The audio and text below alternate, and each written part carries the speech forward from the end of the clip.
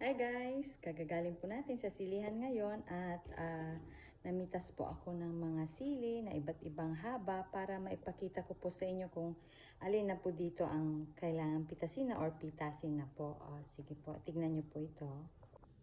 So guys, meron po tayong 6 na sili. Ang pitasin na po dito ay mahaba na, malaki at makintab. So tingnan po ito, makintab na po siya. Ito naman po ay, ito din po ay pitasin na itong dalawa. So, ito naman po nasa gitna.